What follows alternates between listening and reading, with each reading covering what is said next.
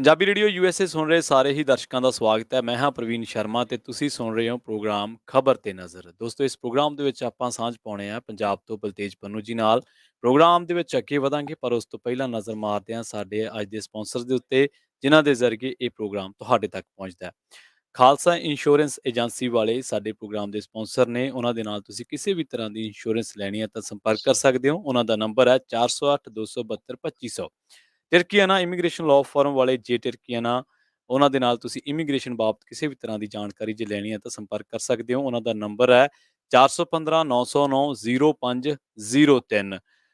Gurdeep Singh Birdi ਕਲੋਵਿਸ, Satnam Singh Shergill Selma, Manjeet Singh ਦੀਵਾਨਾ ਬੂਟਾ ਸਿੰਘ ਰਾਣੀਪੁਰ ਫਰੈਜ਼ਨੋ, ਚਰਨਜੀਤ ਸਿੰਘ ਬਦਵਾਲ, ਪਿਆਰਾ Singh, Rahul Gurpal Gill Sacramento, Resham Singh Nijjar Yuba city, Mandeep Singh ਕਾਲੋ ਮੰਡੈਸਟੋ, Ravinder Singh, Pritam Singh Gill, Gurmeet Singh, Surinder Kaur Thind Bakersfield, Gurmel ਲਿੱਦੜ Bakersfield ਅਤੇ ਮਨਦੀਪ ਸਿੰਘ ਸਰਬਜੀਤ ਕੌਰ ਸੈਨ ਹੋਸ ਤੋਂ ਸਾਡੇ ਪ੍ਰੋਗਰਾਮ ਨੂੰ ਸਪਾਂਸਰ ਕਰਦੇ ਨੇ। ਅਸੀਂ ਉਹਨਾਂ ਦਾ ਬਹੁਤ ਬਹੁਤ ਧੰਨਵਾਦ ਕਰਦੇ ਹਾਂ। ਸੋ ਵੱਧਦੇ ਹਾਂ ਪੰਜਾਬ ਦੇ ਵੱਲ, ਗੱਲ ਕਰਦੇ ਹਾਂ ਪੰਨੂ ਸਾਹਿਬ ਨਾਲ, ਆਪਣੇ ਨਾਲ ਜੁੜ ਚੁੱਕੇ ਨੇ। ਪੰਨੂ ਸਾਹਿਬ, ਸਭ ਤੋਂ ਪਹਿਲਾਂ ਸਤਿ ਸ਼੍ਰੀ ਅਕਾਲ, ਸਵਾਗਤ ਹੈ ਤੁਹਾਡਾ ਪ੍ਰੋਗਰਾਮ ਦੇ ਵਿੱਚ। ਸਤਿ ਸ਼੍ਰੀ ਅਕਾਲ ਪ੍ਰਵੀਨ, ਧੰਨਵਾਦ, ਬਹੁਤ ਮਿਹਰਬਾਨੀ। ਜੀ ਜੀ ਪੰਨੂ ਸਾਹਿਬ, ਸਿਹਤਾਂ ਠੀਕ ਹੈ ਜੀ ਹੁਣ? ਹਾਂਜੀ, ਫਰਕ ਹੈ ਜੀ, ਥੋੜਾ ਬਹੁਤਾ ਜੀ ਅਪਸ ਐਂਡ ਡਾਊਨ ਜਿਹੜਾ ਉਹ ਚੱਲਦਾ ਰਹਿੰਦਾ ਹੈ। ਇਸ ਸੀਜ਼ਨਲ ਐਲਰਜੀ ਜਿਹੜੀ ਆ ਉਹ ਕਈ ਵਾਰੀ ਲੋੜ ਤੋਂ ਵੱਧ ਜ਼ੋਰ ਪਾਉਂਦੀ ਹੈ। ਰੈਗਬੀਡਸ ਨੇ ਜਿੰਨੀਆਂ ਜ਼ਿਆਦੀਆਂ ਵੱਧਦੀਆਂ ਨੇ ਫਿਰ ਉਨੀ ਸਮੱਸਿਆ, ਕਿਉਂਕਿ ਆਪਣਾ ਜਿਹੜਾ ਜੀ ਕਿੱਤਾ ਹੈ ਜੀ, ਇਹ ਬੋਲਣ ਦੇ ਨਾਲ ਜੁੜਿਆ ਹੋਇਆ। ਬਿਲਕੁਲ ਸੋ ਜਦੋਂ ਬੋਲਣ ਦੇ ਵਿੱਚ ਤਕਲੀਫ ਹੁੰਦੀ ਹੈ ਜੀ, ਫਿਰ ਥੋੜੀਆਂ ਬਹੁਤੀਆਂ ਕਿਤੇ ਮਾੜੀ ਮੋਟੀ ਅੜਚਣ ਆ ਜਾਂਦੀ ਹੈ, ਪਰ ਕੋਈ ਨਹੀਂ ਜੀ, ਸਰੀਰ ਹੈ, ਚੱਲਦਾ ਸਾਰਾ ਕੁਛ ਨਾਲ। ਜੀ ਜੀ ਬਿਲਕੁਲ, ਸਾਡੇ ਸੁਣਨ ਵਾਲੇ ਵੇਖਣ ਵਾਲੇ ਤੁਹਾਨੂੰ ਮਿਸ ਕਰ ਰਹੇ ਸੀ, ਤਾਂ ਕਰਕੇ ਅਸੀਂ ਸੋਚਿਆ ਵੀ ਔਨ 에ਅਰ ਤੁਹਾਡਾ ਵਰਸ਼ਨ ਵੀ ਲਿਆ ਜਾਵੇ, ਕਿਉਂਕਿ ਪੱਤਰਕਾਰਤਾ ਦੇ ਵਿੱਚ ਵਰਸ਼ਨ ਜ਼ਰੂਰੀ ਹੈ। ਜੀ ਪਹਿਲੀ ਖਬਰ ਵੱਲ ਪੰਨੂ ਸਾਹਿਬ ਵਧ ਗਏ ਆਪਾਂ। ਦਰਬਾਰ ਸਾਹਿਬ ਤੋਂ ਗੁਰਬਾਣੀ ਇੱਕ ਚੈਨਲ ਤੋਂ ਕਿਉਂ ਦਾ ਮੁੱਦਾ ਪੱਕ ਚੁੱਕਿਆ ਜੀ। ਮੈਂ ਥੋੜਾ ਜਿਹਾ ਜਿਹੜੇ ਸਰੋਤੇ ਨੇ, ਦਰਸ਼ਕ ਨੇ, ਉਹਨਾਂ ਨੂੰ ਪਿੱਛੇ ਲਿਜਾਣਾ ਚਾਹੁੰਦਾ। 80ਵਿਆਂ ਦੇ ਵਿੱਚ ਜਦੋਂ ਧਰਮ ਯੁੱਧ ਮੋਰਚਾ ਲੱਗਦਾ, ਤੇ ਧਰਮ ਯੁੱਧ ਮੋਰਚੇ ਦੇ ਵਿੱਚ ਜਿਹੜੀਆਂ ਪ੍ਰਮੁੱਖ ਮੰਗਾਂ ਸੀ, ਉਹਨਾਂ ਦੇ ਵਿੱਚੋਂ ਇੱਕ ਮੰਗ ਸ੍ਰੀ ਅਨੰਦਪੁਰ ਸਾਹਿਬ ਦਾ ਮਤਾ ਸੀ, ਇੱਕ ਮੰਗ ਉਹਦੇ ਵਿੱਚ ਚੰਡੀਗੜ੍ਹ ਪੰਜਾਬ ਨੂੰ ਦੇਣਾ ਸੀ, ਇੱਕ ਮੰਗ ਉਹਦੇ ਵਿੱਚ ਦਰਬਾਰ ਸਾਹਿਬ ਤੋਂ ਟਰਾਂਸਮੀਟਰ ਲਾ ਕੇ ਗੁਰਬਾਣੀ ਨੂੰ ਟੈਲੀਕਾਸਟ ਕਰਨਾ ਸੀ ਜੀ। ਕਿਉਂਕਿ ਇਹ ਮੰਗਾਂ ਅਕਾਲੀ ਦਲ ਬਾਦਲ ਵਸਾਰ ਚੁੱਕਿਆ ਹੋਇਆ ਸਾਰੀਆਂ। ਕਿਉਂਕਿ 1996 ਦੇ ਵਿੱਚ ਜਦੋਂ ਇਹਨੂੰ ਪੰਜਾਬੀ ਪਾਰਟੀ ਬਣਾਤਾ, ਤੇ ਫਿਰ ਪੰਥਕ ਮੰਗਾਂ ਤੇ ਪੰਜਾਬ ਦੀਆਂ ਮੰਗਾਂ ਜਿਹੜੀਆਂ ਸੀ ਉਹ ਵਿਸਰ ਗਈਆਂ। ਉਦੋਂ ਬਾਅਦ ਬਾਰ-ਬਾਰ ਸਰਕਾਰ ਬਣੀ, ਮੁੱਖ ਮੰਤਰੀ ਪ੍ਰਕਾਸ਼ ਸਿੰਘ ਬਾਦਲ ਹੁਰੀ ਬਣਦੇ ਰਹੇ। 97 ਦੇ ਵਿੱਚ ਉਹ ਮੁੱਖ ਮੰਤਰੀ ਬਣੇ, 2002 ਤੱਕ ਰਹੇ, ਫਿਰ 7 ਦੇ ਵਿੱਚ ਬਣੇ, ਫਿਰ 12 ਦੇ ਵਿੱਚ ਬਣੇ, 3 ਵਾਰੀ ਉਦੋਂ ਬਾਅਦ ਉਹ ਮੁੱਖ ਮੰਤਰੀ ਬਣ ਚੁੱਕੇ ਨੇ। 5 ਵਾਰੀ ਟੋਟਲ ਮੁੱਖ ਮੰਤਰੀ ਉਹ ਬਣ ਚੁੱਕੇ ਨੇ। ਇਹਨਾਂ ਮੰਗਾਂ ਦਾ ਕਿਸੇ ਜਗ੍ਹਾ ਦੇ ਉੱਤੇ ਕੋਈ ਜ਼ਿਕਰ ਮੁੜ ਕੇ ਨਹੀਂ ਕੀਤਾ ਗਿਆ। ਜਦੋਂ ਸਾਕਾ ਨੀਲਾ ਤਾਰਾ ਹੋ ਗਿਆ, ਉੱਥੇ ਨੁਕਸਾਨ ਹੋ ਗਿਆ ਸਾਰਾ, ਚਲੋ ਉਸ ਪਾਸੇ ਫੇਰ ਕਿਤੇ ਜਾਵਾਂਗੇ, ਪਰ ਇਹ ਕੀਤਾ ਗਿਆ ਉਦੋਂ ਕੇਂਦਰ ਦੀ ਸਰਕਾਰ ਦੇ ਵੱਲੋਂ ਕਿ ਥੋੜੀ ਠੰਡ ਜਿਹੜੀ ਆ ਉਹ ਪਾਈ ਜਾਵੇ ਭਾਈਚਾਰੇ ਨੂੰ। ਤੇ ਉਦੋਂ ਫਿਰ ਇਹ ਜਿਹੜਾ ਇੱਕ ਟਰਾਂਸਮੀਟਰ ਲਾ ਕੇ ਬ੍ਰੌਡਕਾਸਟਿੰਗ ਗੁਰਬਾਣੀ ਦੀ ਸ਼ੁਰੂ ਕੀਤੀ ਗਈ, ਜਿਹੜੀ ਕਿ ਆਲ ਇੰਡੀਆ ਰੇਡੀਓ ਤੋਂ ਉਹਨਾਂ ਦਿਨਾਂ ਦੇ ਦੌਰਾਨ ਕੀਤੀ ਜਾਂਦੀ ਸੀ, ਸਵੇਰੇ ਤੇ ਸ਼ਾਮੀ। ਤੇ ਉਥੋਂ ਇਹ ਆਈਡੀਆ ਜਿਹੜਾ ਸੀਗਾ ਜੀ, ਇਹ ਬਿਜ਼ਨਸ ਮਾਈਂਡਡ ਜਿਹੜੇ ਅਕਾਲੀ ਦਲ ਬਾਦਲ ਦੇ ਵਿੱਚ ਲੋਕ ਸੀ, ਉਹਨਾਂ ਦੇ ਮਨਾਂ ਦੇ ਵਿੱਚ ਆਇਆ। ਤੇ ਫਿਰ ਇਹ ਕੰਟਰੈਕਟ ਜਿਹੜਾ ਸੀਗਾ ਉਹ ਇਹ RN ਦੇ ਨਾਂ ਦੇ ਉੱਤੇ ਕੀਤਾ ਗਿਆ। RN ਦੇ ਨਾਂ ਦੇ ਉੱਤੇ ਕੀਤਾ ਗਿਆ ਇਹ ਜਿਹੜਾ ਕੰਟਰੈਕਟ ਸੀਗਾ। ਜਿਵੇਂ ਜਿਵੇਂ ਉਹ ਜਿੱਥੇ ਜਿੱਥੇ ਜਿਹੜੇ ਜਿਹੜੇ ਚੈਨਲਾਂ ਦੇ ਵਿੱਚ ਤੁਰਿਆ ਗਿਆ, ਨਾਲ ਦੀ ਨਾਲ ਕੰਟਰੈਕਟ ਉਸੇ ਤਰੀਕੇ ਦੇ ਨਾਲ ਉਹਦੇ ਨਾਲ ਤੁਰਿਆ ਗਿਆ। ਹੁੰਦਾ ਤਾਂ ਇਹ ਆ ਕਿ ਜਿਹੜਾ ਕੰਟਰੈਕਟ ਆ ਉਹ ਚੈਨਲ ਦੇ ਨਾਲ ਹੁੰਦਾ। ਇਹ ਕੋਈ ਕੰਟਰੈਕਟ ਚੈਨਲ ਦੇ ਨਾਲ ਨਹੀਂ ਕੀਤਾ ਗਿਆ, ਬਲਕਿ ਇੰਡੀਵਿਜੂਅਲ ਇੱਕ ਵਿਅਕਤੀ ਦੇ ਨਾਮ ਦੇ ਉੱਤੇ ਕੰਟਰੈਕਟ ਕੀਤਾ ਗਿਆ। ਉਹਦੇ ਵਿੱਚੋਂ ਹੀ ਕਦੇ ਉਹ ETC ਹੋ ਗਿਆ, ਫਿਰ ਮੁੜ ਕੇ ਉਹ PTC ਹੋ ਗਿਆ।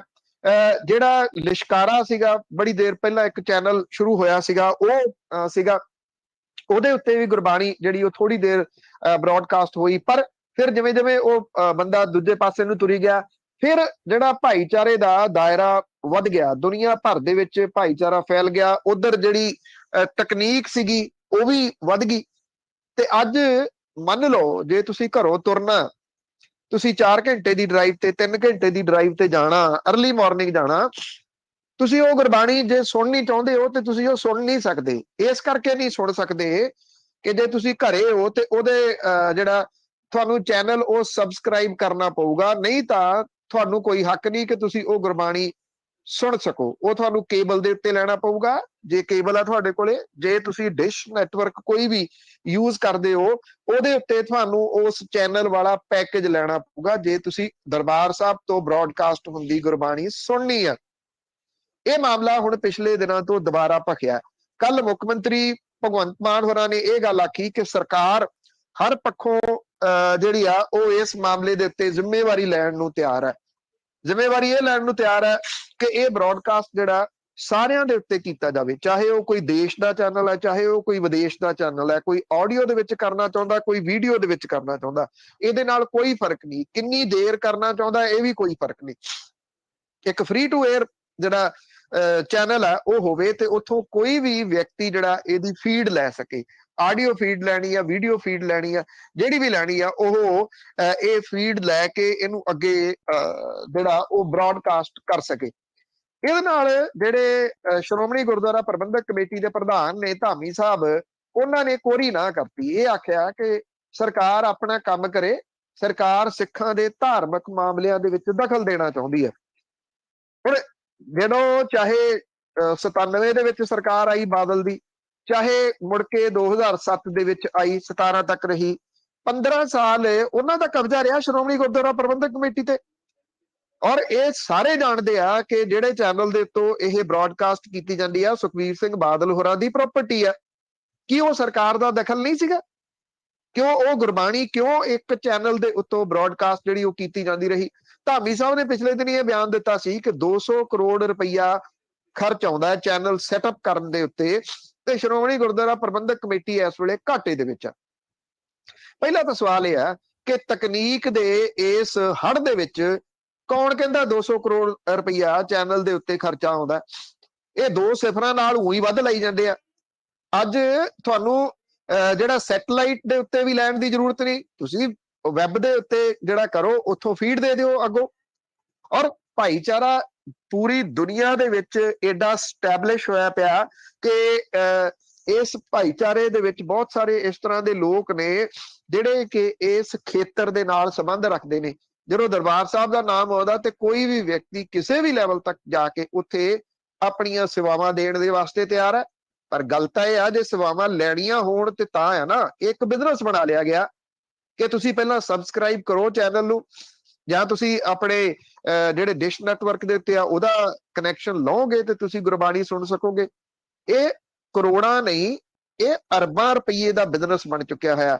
ਜਿਹੜੇ ਰਾਈਟ ਦੀ ਗੱਲ ਆਰਐਨ ਬਾਰ-ਬਾਰ ਕਈ ਇੰਟਰਵਿਊ ਦੇ ਵਿੱਚ ਕਰਦਾ ਨਾ, ਗੁਰਬਾਣੀ ਦੇ ਰਾਈਟ ਦੀ, ਗੁਰਬਾਣੀ ਦੇ ਰਾਈਟ ਕਿਸੇ ਦੇ ਕੋਲੇ ਹੋ ਹੀ ਨਹੀਂ ਸਕਦੇ। ਗੁਰਬਾਣੀ ਦੇ ਰਾਈਟ ਸਿਰਫ ਇੱਕ ਮਹਾਨ ਪੁਰਖ ਦੇ ਕੋਲ ਨੇ, ਉਹਨਾਂ ਦਾ ਨਾਮ ਗੁਰੂ ਅਰਜਨ ਦੇਵ ਹੈ, ਜਿਹੜੇ ਕਿ 5ਵੇਂ ਗੁਰੂ ਸਨ, ਕਿਉਂਕਿ ਉਹਨਾਂ ਨੇ ਕੰਪਾਈਲ ਕੀਤੀ ਹੈ ਇਹ ਪੂਰੀ ਦੀ ਪੂਰੀ ਗੁਰਬਾਣੀ। ਨਹੀਂ ਤਾਂ ਸਾਡੇ ਕੋਲੇ ਹੁੰਦੀ ਨਾ ਅੱਜ। ਇਸ ਕਰਕੇ ਰਾਈਟ ਨਹੀਂ ਹੋ ਸਕਦੇ। ਕੰਟਰੈਕਟ ਵੀ ਗੁਰਬਾਣੀ ਦਾ ਨਹੀਂ ਹੋ ਸਕਦਾ ਜੀ। ਇਹ ਕਿਵੇਂ ਹੋ ਸਕਦਾ ਕਿ ਗੁਰਬਾਣੀ ਦਾ ਤੁਸੀਂ ਕੰਟਰੈਕਟ ਕਰ ਲਓ ਕਿ ਆਹ ਬੰਦਾ ਬ੍ਰੌਡਕਾਸਟ ਕਰ ਸਕੂਗਾ, ਆਹ ਬੰਦਾ ਬ੍ਰੌਡਕਾਸਟ ਨਹੀਂ ਕਰ ਸਕੂਗਾ? ਇੱਕ ਜਿਹੜਾ ਆਮ ਸਧਾਰਨ ਵਿਅਕਤੀ ਆ, ਗੁਰੂ ਨਾਨਕ ਸਾਹਿਬ ਨੂੰ ਮੰਨਣ ਵਾਲਾ ਆ, ਉਹ ਨਹੀਂ ਲੈ ਸਕਦਾ ਇਹਦਾ ਪੈਕੇਜ, ਤੇ ਇਟ ਮੀਨਸ ਕਿ ਉਹ ਗੁਰਬਾਣੀ ਨਹੀਂ ਸੁਣ ਸਕਦਾ। ਕਿਉਂ ਨਹੀਂ ਸੁਣ ਸਕਦਾ ਜੀ? ਫਿਰ ਇਹ ਅਮੀਰਾਂ ਦੇ ਵਾਸਤੇ ਰਹਿ ਗਈ ਕਿ ਜਿਹੜਾ ਪੈਕੇਜ ਲਊਗਾ ਉਹ ਗੁਰਬਾਣੀ ਨੂੰ ਸੁਣ ਸਕੂਗਾ। ਸ਼੍ਰੋਮਣੀ ਗੁਰਦੁਆਰਾ ਪ੍ਰਬੰਧਕ ਕਮੇਟੀ ਨੂੰ ਇਹਦੇ ਸੰਬੰਧੀ ਫੈਸਲਾ ਲੈਣਾ ਪਊਗਾ। 200 ਕਰੋੜ ਵਾਲੀ ਕੋਈ ਗੱਲ ਨਹੀਂ ਹੈਗੀ ਜਿਹੜੀ ਇਹ ਕਹਿੰਦੇ 200 ਕਰੋੜ ਰੁਪਈਆ ਸੈਟਅਪ ਦੇ ਵਾਸਤੇ ਚਾਹੀਦਾ।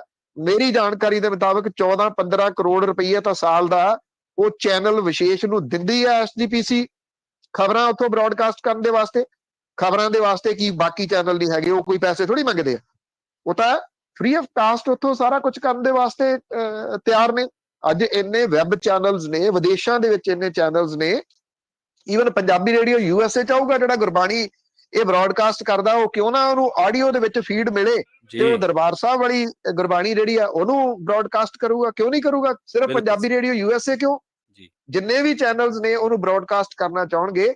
ਇਹ ਰਿਸਟ੍ਰਿਕਸ਼ਨਸ ਜਿਹੜੀਆਂ ਨੇ ਇਹ ਲਾਈਆਂ ਗਈਆਂ ਨੇ ਬਿਜ਼ਨਸ ਪੁਆਇੰਟ ਆਫ ਵਿਊ ਨੂੰ ਸਾਹਮਣੇ ਰੱਖ ਕੇ। ਘੱਟੋ ਘੱਟ ਗੁਰਬਾਣੀ ਇਸ ਮਾਮਲੇ ਦੇ ਉੱਤੇ ਇਸ ਕੰਟਰੋਵਰਸੀ ਦੇ ਵਿੱਚ ਨਹੀਂ ਆਉਣੀ ਚਾਹੀਦੀ। ਕੰਟਰੋਵਰਸੀ ਦੇ ਵਿੱਚ ਨਹੀਂ ਆ, ਇਹ ਮਹਿਜ਼ ਜਿਹੜੇ ਕਾਬਜ ਲੋਕ ਨੇ ਉਹਨਾਂ ਦੇ ਵੱਲੋਂ ਖੜੀ ਕੀਤੀ ਜਾ ਰਹੀ ਹੈ।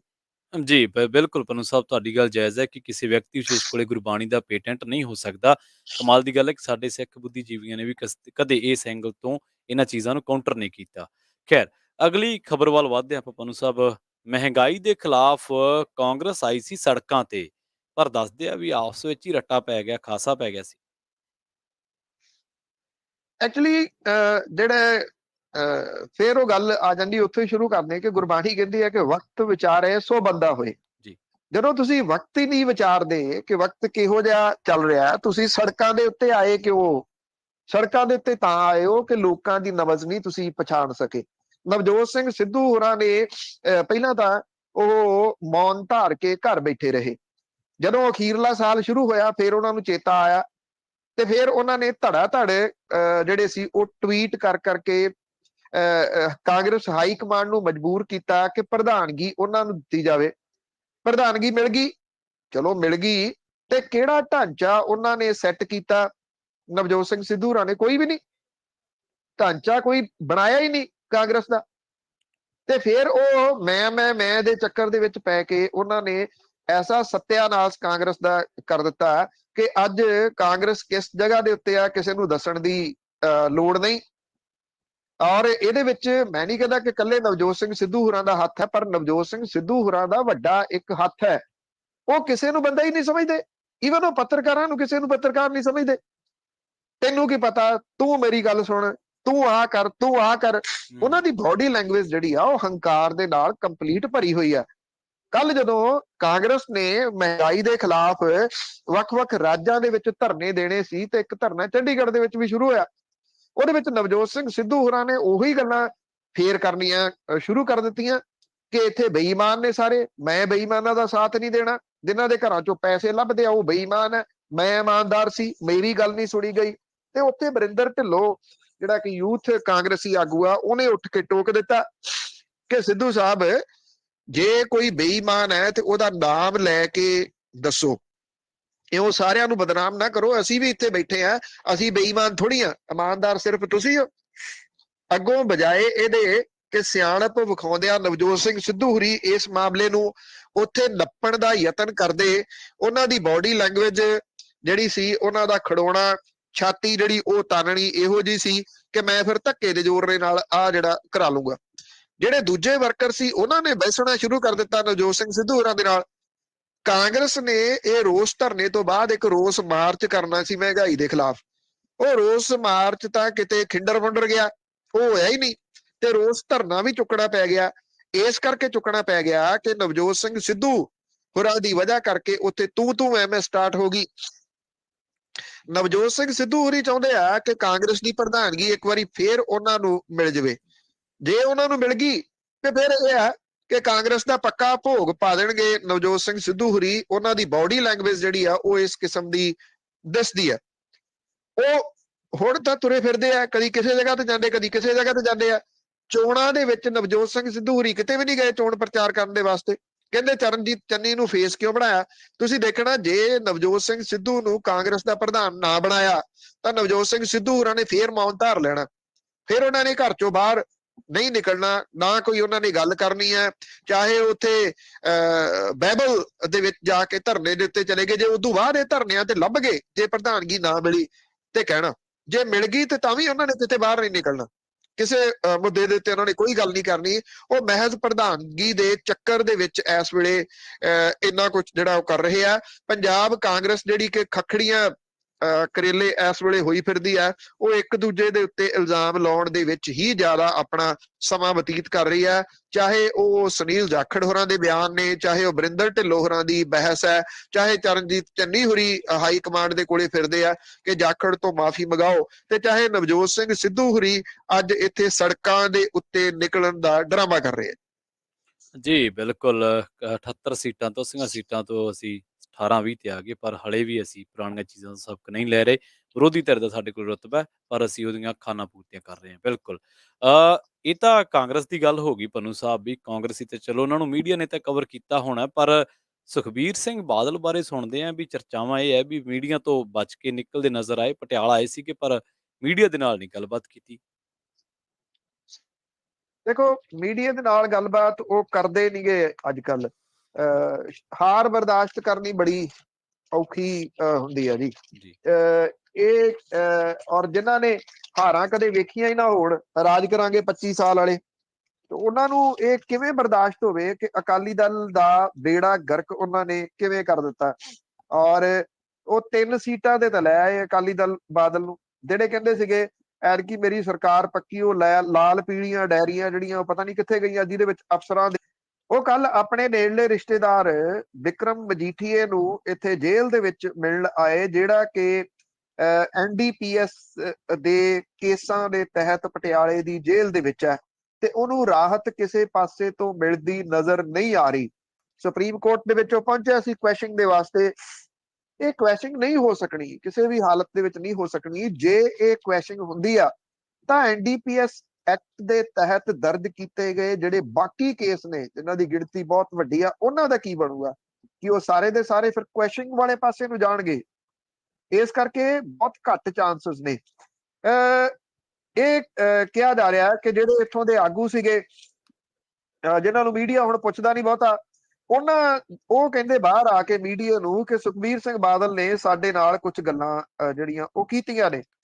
ਉਹ ਆਪ ਮੀਡੀਆ ਤੋਂ ਲਾਂਭੇ ਹੋ ਕੇ ਨਿਕਲ ਗਏ। ਇਹ ਕਹਿਤਾ ਕਿ ਪਟਿਆਲਾ ਜੇਲ੍ਹ ਦੇ ਵਿੱਚ ਜੇ ਮਜੀਠੀਏ ਨੂੰ ਕੁਝ ਹੁੰਦਾ ਤਾਂ ਉਹਦੇ ਵਾਸਤੇ ਪੰਜਾਬ ਸਰਕਾਰ ਜ਼ਿੰਮੇਵਾਰ ਹੋਊਗੀ। ਇਹ ਵੀ ਕਿਹਾ ਕਿ ਪਟਿਆਲੇ ਜੇਲ੍ਹ ਦੇ ਵਿੱਚ ਮਜੀਠੀਆ ਨੂੰ ਛੋਟੀ ਜੀ ਕੋਠੜੀ 8x8 ਦੀ ਜਿਹੜੀ ਆ ਉਹਦੇ ਵਿੱਚ ਰੱਖਿਆ ਹੋਇਆ, ਜਿਹਦੇ ਵਿੱਚ ਸਖਤ ਅਪਰਾਧੀਆਂ ਨੂੰ ਰੱਖਿਆ ਜਾਂਦਾ। ਮੈਨੂੰ ਇਹ ਨਹੀਂ ਸਮਝ ਆਉਂਦੀ ਕਿ ਸਖਤ ਅਪਰਾਧੀ ਤੁਸੀਂ ਕਿਹਨੂੰ ਮੰਨਦੇ ਹੋ। ਮੈਂ ਤਾਂ ਖੁਦ ਉਸ ਕੋਠੜੀ ਦੇ ਵਿੱਚ ਰਿਹਾ ਜੀ। ਉਹਦੇ ਚ ਸਿਰਫ ਇਹ ਆ ਕਿ VIP ਸਹੂਲਤਾਂ ਨਹੀਂ ਹੈਗੀਆਂ, 3 ਜਾਣੇ ਉਸ ਕੋਠੜੀ ਦੇ ਵਿੱਚ ਰਹਿ ਸਕਦੇ ਆ। ਨਾਲ ਹੀ ਉਹਦੇ ਅਟੈਚ ਜਿਹੜਾ ਉਹ ਟਾਇਲਟ ਹੁੰਦੀ ਆ ਜਿਹੜੀ ਇੰਡੀਅਨ ਸਟਾਈਲ, ਉਹਦੇ ਮੂਹਰੇ ਅਕਸਰ ਚਾਦਰ ਜਿਹੜੀ ਆ ਉਹ ਟੰਗ ਲੈਂਦੇ ਆ ਉਹਦੇ ਵਿੱਚ ਰਹਿਣ ਵਾਲੇ, ਤਾਂ ਕਿ ਜਿਹੜੀ ਸਮੈਲ ਵਗੈਰਾ ਉਹ ਨਾ ਆਵੇ। ਉਹ ਤਾਂ ਆਉਂਦੀ ਆ ਉੱਥੇ। ਜਿਹੜੇ ਪਹਿਲਾਂ ਇਹ ਹੈਗੇ ਸੀਗੇ, ਇੱਥੇ ਇੱਕ ਹਾਤਾ ਹੈ MP ਹਾਤਾ, ਉਹਦੇ ਵਿੱਚ ਉੱਥੇ ਮਿਲ ਜਾਂਦੇ ਸੇਵਕ, ਉੱਥੇ ਕੱਲਾ ਵੀ ਜਿਹੜਾ ਉਹ ਕਮਰੇ ਦੇ ਵਿੱਚ ਰਹਿੰਦਾ। ਉੱਥੋਂ ਜਦੋਂ VIP ਸਹੂਲਤਾਂ ਦੀ ਗੱਲ ਆਈ ਤੇ ਦੂਜੀ ਕੋਠੜੀ ਦੇ ਵਿੱਚ ਜਿਹੜੇ ਹਾਤੇ ਨੇ ਉਹਨਾਂ ਦੇ ਵਿੱਚ ਲੈ ਗਏ। ਕੁਝ ਤਾਂ ਬੰਦ ਹਾਤੇ ਨੇ, ਕੁਝ ਓਪਨ ਹਾਤੇ ਨੇ। ਪਟਿਆਲੇ ਦੀ ਜੇਲ੍ਹ ਦੇ ਵਿੱਚ 8 ਤੇ 9 ਜਿਹੜੇ ਹਾਤੇ ਨੇ ਉਹ ਖੁੱਲੇ ਹਾਤੇ ਵੱਡੇ, ਉਹਦੇ ਵਿੱਚ ਜਿਹੜੇ 70 80 100 ਬੰਦਾ ਉਹਨਾਂ ਹਾਥਿਆਂ ਦੇ ਵਿੱਚ ਜਿਹੜਾ ਜੀ ਉਹ ਹੈ। ਜਿਹੜੇ ਬੰਦ ਹਾਤੇ ਨੇ, ਬੰਦ ਹਾਤਿਆਂ ਦੇ ਵਿੱਚ ਅੱਗੇ ਕਮਰੇ ਨੇ। ਇੱਕ ਕਮਰੇ ਦੇ ਜਿਹੜਾ ਉਹ 3 ਜਾਣੇ ਹੁੰਦੇ ਆ, ਕੁਝ ਥਾਵਾਂ ਦੇ ਉੱਤੇ 4 ਵੀ ਨੇ, ਕਿਉਂਕਿ ਜੇਲ੍ਹਾਂ ਸਾਰੀਆਂ ਓਵਰ ਕਰਾਊਡਡ ਨੇ। ਹੁਣ ਸੁਖਬੀਰ ਸਿੰਘ ਬਾਦਲ ਹੋਰੀ ਇੱਥੇ ਇੱਕ ਹੋਰ ਪੁਆਇੰਟ ਉਠਾਉਂਦੇ ਆ, ਕਹਿੰਦੇ ਕਿ ਜਿਹੜਾ ਐਜੂਕੇਟਡ ਵਿਅਕਤੀ ਆ ਉਹਨੂੰ B ਕਲਾਸ ਦਿੱਤੀ ਜਾਂਦੀ ਹੈ, B ਸ਼੍ਰੇਣੀ ਦਿੱਤੀ ਜਾਂਦੀ ਹੈ। ਸੁਖਬੀਰ ਸਿੰਘ ਬਾਦਲ ਹੋਰਾਂ ਨੂੰ ਇਹ ਵੀ ਨੌਲੇਜ ਨਹੀਂ ਹੈਗੀ ਕਿ ਜੇਲ੍ਹਾਂ ਦੇ ਵਿੱਚ B ਕਲਾਸ ਸਹੂਲਤ ਵਰ੍ਹਿਆਂ ਪਹਿਲਾਂ ਬੰਦ ਕਰ ਦਿੱਤੀ ਗਈ। ਉਹ ਹੈ ਨਹੀਂ ਗੀ, ਕਿਸੇ ਜੇਲ੍ਹ ਦੇ ਵਿੱਚ ਕੋਈ B ਕਲਾਸ ਨਹੀਂ ਹੈਗੀ। ਸਾਰੀ ਇੱਕੋ ਕਲਾਸ ਦੇ ਤਹਿਤ ਹੀ ਜਿਹੜੀਆਂ ਉਹ ਸਹੂਲਤਾਂ ਮਿਲਦੀਆਂ ਨੇ। ਇਹ ਠੀਕ ਹੈ ਕਿ ਜਿਹੜੀ ਸੁਰੱਖਿਆ ਵਾਲੇ ਜਿਹੜੇ ਗੱਲ ਨੇ ਉਹ ਮੰਨੀ ਜਾ ਸਕਦੀ ਆ, ਉਹਨੂੰ ਅੱਖੋਂ ਪਰੋਖੇ ਨਹੀਂ ਕੀਤਾ ਜਾ ਸਕਦਾ, ਕਿਉਂਕਿ ਗੈਂਗਸਟਰ ਨੇ, ਸਾਰੀਆਂ ਜੇਲ੍ਹਾਂ ਦੇ ਵਿੱਚ ਗੈਂਗਸਟਰ ਨੇ। ਔਰ ਉਹ ਜਿਹੜੇ ਗੈਂਗਸਟਰ ਨੇ ਉਹ ਪੈਦਾ ਕਿਹਨੇ ਕੀਤੇ ਨੇ, ਇਹ ਅੱਗੋਂ ਜਿਹੜਾ ਵੱਡਾ ਸਵਾਲ ਤੁਰ ਪੈਂਦਾ। ਫਿਰ ਵੀ ਵਿਕਰਮ ਮਜੀਠੀਏ ਦੀ ਜਿਹੜੀ ਸੁਰੱਖਿਆ ਹੈ ਉਹਦੀ ਗੱਲ ਤਾਂ ਕੀਤੀ ਜਾ ਸਕਦੀ ਹੈ, ਪਰ ਆ B ਕਲਾਸ ਵਾਲੀ ਜਾਂ ਦੂਜੀਆਂ ਤੀਜੀਆਂ ਗੱਲਾਂ ਜਾਂ ਤੁਸੀਂ ਮੀਡੀਆ ਦੇ ਸਾਹਮਣੇ ਆ ਕੇ ਗੱਲ ਕਰੋ, ਕਿਉਂਕਿ ਇਹ ਕੋਈ ਪੋਲੀਟੀਕਲ ਕੇਸ ਤਾਂ ਹੈ ਨਹੀਂਗਾ। ਇਹ ਤਾਂ NDPS ਦੇ ਐਕਟ ਦੇ ਤਹਿਤ ਕੇਸ ਦਰਜ ਹੋਇਆ। ਸਿਆਣੇ ਕਹਿੰਦੇ ਨੇ ਕਿ ਹੱਥਾਂ ਦੇ ਨਾਲ ਦਿੱਤੀਆਂ ਕਈ ਵਾਰੀ ਮੂੰਹ ਦੇ ਨਾਲ ਖੁੱਲਣੀਆਂ ਪੈਂਦੀਆਂ ਨੇ, ਤੇ ਬਹੁਤੀ ਵਾਰੀ ਇਹ ਮੂੰਹ ਦੇ ਨਾਲ ਵੀ ਨਹੀਂ ਖੁੱਲਦੀਆਂ। ਉਦੋਂ ਤਾਂ ਫੜ ਕੇ ਚੁੱਕ ਕੇ ਜਿਹੜਾ ਵਿਰੋਧੀ ਸੀਗਾ, ਜਿਹੜਾ ਬੋਲਦਾ ਸੀ, ਉਹਨੂੰ ਚੁੱਕ ਕੇ ਅੰਦਰ ਕਰ ਦਿੰਦੇ ਸੀ। ਉਦੋਂ B ਕਲਾਸ C ਕਲਾਸ ਕੋਈ ਚੇਤੇ ਆਈ ਸੀਗੀ ਕਿਸੇ ਨੂੰ? ਕਦੇ ਕਿਸੇ ਨੇ ਇਹ ਚਰਚਾ ਸੁਣਿਆ ਸੀਗਾ ਕਿ 8x8 ਦਾ ਕਮਰਾ ਹੁੰਦਾ ਕਿ ਕਿੱਦਾਂ ਕਮਰਾ ਹੁੰਦਾ? ਨਹੀਂ ਸੀ ਜਿਹੜਾ ਉਹ ਸੁਣਿਆ। ਅੱਜ ਜਿਹੜੇ ਉਹ ਅਟਕਲਾਂ ਮਾਰੀ ਜਾ ਰਹੇ ਨੇ, ਐਡਾ ਕਮਰਾ ਹੁੰਦਾ, ਇੱਧਰ ਨੂੰ ਹੁੰਦਾ, ਇੱਧਰ ਨੂੰ ਹੁੰਦਾ। ਮੈਂ ਤੁਹਾਨੂੰ ਦੱਸਤਾ ਕਿ ਇਸ ਕਿਸਮ ਦਾ ਕਮਰਾ ਹੁੰਦਾ। ਰੌਲਾ ਉਸ ਕਮਰੇ ਦਾ ਜਿਹੜਾ ਉਹ ਪਾਇਆ ਜਾ ਰਿਹਾ ਕਿ ਉਸ ਕਮਰੇ ਚੋਂ ਕੱਢ ਕੇ ਉਹਨੂੰ VIP ਜਿਹੜਾ MP ਹਾਤਾ ਹੈ ਉੱਥੇ ਲਿਆਂਦਾ ਜਾਵੇ। ਹੁਣ ਉਹਨੂੰ MP ਹਾਤਾ ਕਿਉਂ ਕਹਿੰਦੇ ਆ ਮੈਨੂੰ ਇਹ ਨਹੀਂ ਪਤਾ। ਹੋ ਸਕਦਾ ਕਿਸੇ ਟਾਈਮ ਉੱਥੇ MP ਵਗੈਰਾ ਜੋ ਕਿਤੇ ਪੋਲੀਟੀਕਲ ਤੌਰ ਦੇ ਉੱਤੇ ਆਉਂਦੇ ਹੁੰਦੇ ਸੀਗੇ ਤੇ ਉਦੋਂ ਰੱਖਿਆ ਜਾਂਦਾ ਹੋਵੇ। ਇਸ ਕਰਕੇ ਜਦੋਂ ਤੁਸੀਂ ਪਟਿਆਲਾ ਜੇਲ੍ਹ ਦੇ ਅੰਦਰ ਜਾਂਦੇ ਹੋ, ਜਾਂਦਿਆਂ ਸਾਰ ਸੱਜੇ ਹੱਥ ਨੂੰ ਮੁੜ ਜਾਂਦਾ, ਉਹ ਐਮਟੀ ਹੱਥਾ ਹੈ। ਖੱਬੇ ਪਾਸੇ ਜਿਹੜਾ ਉਹ ਬੰਦ ਹੱਥਾ ਹੈ। ਅੱਗੇ ਜੇ ਤੁਸੀਂ ਜਾਂਦੇ ਹੋ ਤਕਰੀਬਨ 1 ਕਿਲੋਮੀਟਰ ਤੱਕ ਅੰਦਰ, ਤੇ ਅੱਗੇ ਜਿਹੜੇ ਖੁੱਲੇ ਹਾਤੇ ਨੇ ਤੇ ਹਸਪੀਟਲ ਵਗੈਰਾ ਹੈ। ਇਹਨੂੰ ਬੰਦ ਹਾਤੇ ਦੇ ਵਿੱਚ ਜਿਹੜਾ ਉਹ ਰੱਖਿਆ ਹੋਇਆ। ਉਹਦੇ ਗੱਲਬਾਤ ਕਰਨ ਦੇ ਵਾਸਤੇ ਸੁਖਬੀਰ ਸਿੰਘ ਬਾਦਲ ਆਏ ਸੀ, ਪਰ ਮੀਡੀਆ ਦੇ ਨਾਲ ਗੱਲਬਾਤ ਕੀਤੇ ਤੋਂ ਬਿਨਾਂ ਚਲੇ। ਜੀ ਬਿਲਕੁਲ। ਅੱਛਾ ਪੰਨੂ ਸਾਹਿਬ, ਕਈ ਦਿਨਾਂ ਤੋਂ ਮਿਊਜ਼ਿਕ ਇੰਡਸਟਰੀ ਵੀ ਚਰਚਾਵਾਂ ਦੇ ਵਿੱਚ ਹੈ, ਤੇ ਜੇ ਗੱਲ ਗੱਲ ਗੱਲ ਕਰੀਏ ਮਿੱਡੂ ਖੇੜਾ ਕਤਲ ਮਾਮਲੇ ਦੀ, ਤਾਂ ਉੱਥੇ ਵੀ ਮਿਊਜ਼ਿਕ ਇੰਡਸਟਰੀ ਦਾ ਨਾਮ ਬੋਲਿਆ ਜੀ। ਦੇਖੋ, ਇਹ ਜਿਹੜਾ ਵਿੱਕੀ ਮਿੱਡੂ ਖੇੜੇ ਦਾ ਕਤਲ ਸੀਗਾ, ਜਦੋਂ ਸ਼ਰੇਆਮ ਕਤਲ ਇਹ ਹੋਇਆ ਦਿਨ ਦਿਹਾੜੇ, ਤੇ ਕਈ ਕਿਸਮ ਦੀਆਂ ਗੱਲਾਂ ਉਹਦੇ ਵਿੱਚ ਜੁੜਦੀਆਂ ਰਹੀਆਂ ਨੇ। ਕਾਂਗਰਸ ਦੀ ਸਰਕਾਰ ਦੇ ਵੇਲੇ ਵਿੱਕੀ ਮਿੱਡੂ ਖੇੜਾ ਦੇ ਕਤਲ ਦੇ ਮਾਮਲੇ ਦੇ ਵਿੱਚ ਕੋਈ ਪ੍ਰੋਗਰੈਸ ਨਹੀਂ ਹੋਈ। ਪਿਛਲੇ ਦਿਨੀ ਦਿੱਲੀ ਦੀ ਪੁਲਿਸ ਨੇ ਇੱਕ ਦੂਜੇ ਸੂਬੇ ਦੇ ਵਿੱਚੋਂ ਜਾ ਕੇ ਕੁਝ ਵਿਅਕਤੀਆਂ ਨੂੰ ਗ੍ਰਿਫਤਾਰ ਕੀਤਾ, ਤੇ ਉੱਥੋਂ ਇਹ ਤੰਦਾਂ ਨਿਕਲਣੀਆਂ ਸ਼ੁਰੂ ਹੋਈਆਂ ਕਿ ਵਿੱਕੀ ਮਿੱਡੂ ਖੇੜੇ ਦੇ ਕਤਲ ਜਿਹੜਾ ਸੀਗਾ ਉਹ ਕਿਵੇਂ ਹੋਇਆ, ਕਿਹਨੇ ਕਰਵਾਇਆ। ਵਿੱਕੀ ਮਿੱਡੂ ਖੇੜਾ ਅਕਾਲੀ ਦਲ ਬਾਦਲ ਦੇ ਨਾਲ ਜੁੜਿਆ ਹੋਇਆ ਸੀਗਾ, ਔਰ ਸੋਈ ਜਿਹੜੀ ਸਟੂਡੈਂਟ ਆਰਗੇਨਾਈਜੇਸ਼ਨ ਆਫ ਇੰਡੀਆ ਸੀ, ਇਹਦਾ ਸਾਬਕਾ ਪ੍ਰਧਾਨ ਤੇ ਯੂਥ ਅਕਾਲੀ ਨੇਤਾ, ਕਬੱਡੀ ਫੈਡਰੇਸ਼ਨ ਦੇ ਨਾਲ ਜੁੜਿਆ ਹੋਇਆ ਵਿੱਕੀ ਮਿੱਡੂ ਖੇੜਾ ਦੀ ਹੁਣ ਜਿਹੜਾ ਕਤਲ ਹੈ, ਇਹਦੀ ਸਾਜ਼ਿਸ਼ ਦਾ ਕਨੈਕਸ਼ਨ ਜਿਹੜਾ ਪੰਜਾਬੀ ਮਿਊਜ਼ਿਕ ਇੰਡਸਟਰੀ ਦੇ ਨਾਲ ਵੀ ਜੁੜ ਰਿਹਾ। ਕਤਲ ਦੇ ਵਿੱਚ ਸ਼ਾਮਲ ਜਿਹੜੇ 3 ਸ਼ੂਟਰ ਨੇ, ਜਿਨ੍ਹਾਂ ਨੂੰ ਦਿੱਲੀ ਦੀ ਸਪੈਸ਼ਲ ਸੈੱਲ ਕਾਊਂਟਰ ਇੰਟੈਲੀਜੈਂਸ ਦੀ ਇੰਟੈਰੋਗੇਸ਼ਨ ਦੇ ਵਿੱਚ ਇਹ ਕੁਝ ਤੱਥ ਸਾਹਮਣੇ ਆਏ ਨੇ। ਵਿੱਕੀ ਮਿੱਡੂ ਖੇੜਾ ਦੀ ਕਤਲ ਦੇ ਮਾਮਲੇ ਦੇ ਵਿੱਚ ਸ਼ੂਟਰ ਅਨਿਲ ਲੱਠ, ਸੱਜਣ ਭੋਲੂ ਤੇ ਅਜੇ ਸਨੀ ਨੂੰ ਪਿਛਲੇ ਦਿਨੀ ਗ੍ਰਿਫਤਾਰ ਕੀਤਾ ਗਿਆ ਸੀਗਾ। ਸਿਆਸਤ ਤੋਂ ਜੁੜੇ ਮਸ਼ਹੂਰ ਪੰਜਾਬੀ ਗਾਇਕ ਦੇ ਮੈਨੇਜਰ ਖਰੜ ਦੇ ਵਿੱਚ ਜਿਹੜਾ ਸੀਗਾ ਇੱਕ, ਉਹਨੇ ਇਹਨਾਂ ਨੂੰ ਕਤਲ ਤੋਂ ਬਾਅਦ ਪਨਾਹ ਦਿੱਤੀ, ਬਲਕਿ ਵਿੱਕੀ ਮਿੱਡੂ ਖੇੜੇ ਦੀ ਜਾਣ ਪਹਿਚਾਣ ਵੀ ਜਿਹੜੀ ਉਹ ਕਰਾਈ ਦੱਸੀ ਜਾਂਦੀ ਹੈ। ਇਹ ਇੱਕ ਸਿੰਗਰ ਦੇ ਮੈਨੇਜਰ ਨੇ, ਔਰ ਇਹ ਕਿਹਾ ਜਾ ਰਿਹਾ ਹੈ ਕਿ ਇਹ ਸਿੰਗਰ ਦੇ ਮੈਨੇਜਰ ਨੇ ਜ਼ੀਰਕਪੁਰ ਦੇ ਵਿੱਚ ਸੁਹਾਣਾ ਗੁਰਦੁਆਰਾ ਸਾਹਿਬ ਤੇ ਖਰੜ ਦੇ ਜਿਹੜਾ ਇੱਕ ਜਲਵਾਯੂ ਵਿਹਾਰ ਹੈ, ਉਹਦੇ ਵਿੱਚ ਇੱਕ ਮਿਊਜ਼ਿਕ ਐਡੀਟਰ ਦੇ ਘਰ ਦੇ ਵਿੱਚ ਠਹਿਰਾਇਆ। ਇਹਦੇ ਦਰਮਿਆਨ ਮੈਨੇਜਰ ਨੇ ਸ਼ੂਟਰਾਂ ਨੂੰ ਵਿੱਕੀ ਮਿੱਡੂ ਖੇੜਾ ਦੀ ਫੋਟੋ ਤੇ ਉਹਦਾ ਘਰ ਵਿਖਾ ਕੇ ਪਹਿਚਾਣ ਕਰਾਈ। ਇਹ ਇਨਪੁਟ ਦਿੱਲੀ ਸਪੈਸ਼ਲ ਸੈੱਲ ਨੇ ਮੁਹਾਲੀ ਪੁਲਿਸ ਦੇ ਨਾਲ ਸ਼ੇਅਰ ਕੀਤੀ ਆ। ਇਹ ਤੋਂ ਬਾਅਦ ਪੁਲਿਸ ਖਰੜ ਦੇ ਵਿੱਚ ਛਾਪੇਮਾਰੀ ਕਰਕੇ ਉਹਨੇ ਕੁਝ ਲੋਕਾਂ ਨੂੰ ਰਾਉਂਡ ਅਪ ਕੀਤਾ। ਮਾਮਲਾ ਮਿਊਜ਼ਿਕ ਇੰਡਸਟਰੀ ਤੇ ਸਿਆਸਤ ਦੇ ਨਾਲ ਜੁੜਿਆ ਹੋਣ ਕਰਕੇ ਪੰਜਾਬ ਪੁਲਿਸ ਦੇ ਅਫਸਰ ਇਸ ਮਾਮਲੇ ਦੇ ਉੱਤੇ ਅਜੇ ਆਪਣਾ ਮੂੰਹ ਖੋਲਣ ਤੋਂ ਨਾ ਕਰ ਰਿਹਾ। ਦਿੱਲੀ ਦੇ ਸਪੈਸ਼ਲ ਸੈੱਲ ਦੇ ਏਸੀਪੀ ਰਾਹੁਲ ਵਿਕਰਮ ਨੇ ਇਹ ਗੱਲ ਕਹੀ ਆ ਕਿ ਮੈਂ ਨਾ ਤਾਂ ਇਹਨੂੰ ਡਿਨਾਈ ਕਰਦਾ ਤੇ ਨਾ ਮੈਂ ਇਹਦੀ ਕੋਈ ਪੁਸ਼ਟੀ ਕਰਦਾ। ਪੰਜਾਬੀ ਮਿਊਜ਼ਿਕ ਇੰਡਸਟਰੀ ਦੇ ਵਿੱਚ ਲੰਬੇ ਸਮੇਂ ਤੋਂ ਗਾਇਕਾਂ ਦੀ ਆਪਸੀ ਟਸਲ ਚੱਲਦੀ ਹੈ। ਇੱਥੋਂ ਤੱਕ ਕਿ ਗਾਇਕਾਂ ਦੇ ਕਈ ਧੜੇ ਬਣੇ ਹੋਏ ਆ, ਔਰ ਗੈਂਗਸਟਰ ਜਿਹੜੇ ਨੇ ਉਹ ਪੈਸਿਆਂ ਦੇ ਵਾਸਤੇ ਇਹਨਾਂ ਸਿੰਗਰਸ ਤੋਂ ਫਰੌਤੀਆਂ ਮੰਗਦੇ ਆ। ਗੈਂਗਸਟਰਾਂ ਦੇ ਸਿੱਧੇ ਗੱਠਜੋੜ ਦਾ ਇਹ ਮਾਮਲਾ ਪਹਿਲੀ ਵਾਰੀ ਸਾਹਮਣੇ ਆਇਆ। ਇਹ ਗੱਲ ਕਈ ਵਾਰੀ ਆਖੀ ਜਾਂਦੀ ਆ ਕਿ ਜਿਹੜੇ ਗੈਂਗਸਟਰ ਨੇ ਉਹ ਫਰੌਤੀਆਂ ਲੈਂਦੇ ਨੇ ਇਹਨਾਂ ਸਿੰਗਰਸ ਤੋਂ। ਕੁਝ ਸਿੰਗਰਸ ਤਾਂ ਸਾਹਮਣੇ ਆ ਕੇ ਦੱਸ ਦਿੰਦੇ ਆ, ਬਹੁਤੇ ਜਿਹੜੇ ਨੇ ਉਹ ਚੁੱਪ ਕਰਕੇ ਪੈਸੇ ਦੇਈ ਜਾਂਦੇ ਆ।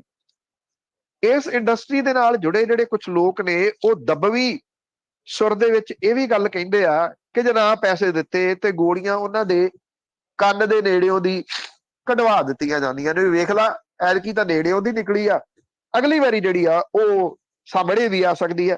ਹੁਣ ਇਹ ਗੈਂਗਸਟਰ ਜਿਹੜੇ ਨੇ ਜਾਂ ਤਾਂ ਜੇਲ੍ਹਾਂ ਤੋਂ ਆਪਰੇਟ ਕਰਦੇ ਆ ਜਾਂ ਬਾਹਰਲੇ ਮੁਲਕਾਂ ਤੋਂ ਇਹ ਆਪਰੇਟ ਕਰਦੇ ਆ। ਇਹ ਜਿਹੜੀ ਇਨਪੁਟ ਹੈ ਇਹ ਬਹੁਤ ਅਹਿਮ ਹੈ। ਵੇਖਣਾ ਇਹ ਹੋਊਗਾ ਕਿ ਇਸ ਇਨਪੁਟ ਤੋਂ ਬਾਅਦ ਇਹਦੀਆਂ ਅਗਲੀਆਂ ਤਾਰਾਂ ਜਿਹੜੀਆਂ ਨੇ ਉਹ ਕੋਈ ਲੱਭਦੀਆਂ ਨੇ ਜਾਂ ਨਹੀਂ। ਜੀ ਬਿਲਕੁਲ। ਪੰਨੂ ਸਾਹਿਬ, ਅਗਲੀ ਜੇ ਗੱਲ ਕਰੀਏ, ਖਬਰ ਕਰੀਏ, ਤਾਂ ਹਜ਼ਾਰਾਂ ਏਕੜ ਪੰਚਾਇਤੀ ਜ਼ਮੀਨ ਤੇ ਕਬਜ਼ਾ ਹੋ ਗਿਆ ਹੈ। ਮਾਤੜ ਬੰਦਾ ਤਾਂ ਕਰ ਨਹੀਂ ਸਕਦਾ ਜੀ। ਨਹੀਂ ਕਰ ਸਕਦਾ ਜੀ, ਬਿਲਕੁਲ ਵੀ ਨਹੀਂ ਕਰ ਸਕਦਾ। ਤੁਸੀਂ ਮੈਂ ਥੋੜੀ ਕਰ ਸਕਦੇ ਆ। ਜੀ। ਇਹ ਤਾਂ ਵੱਡੇ ਲੋਕ ਨੇ ਜਿਨ੍ਹਾਂ ਨੇ ਇਹ ਕਬਜ਼ੇ ਕੀਤੇ ਹੋਏ ਆ।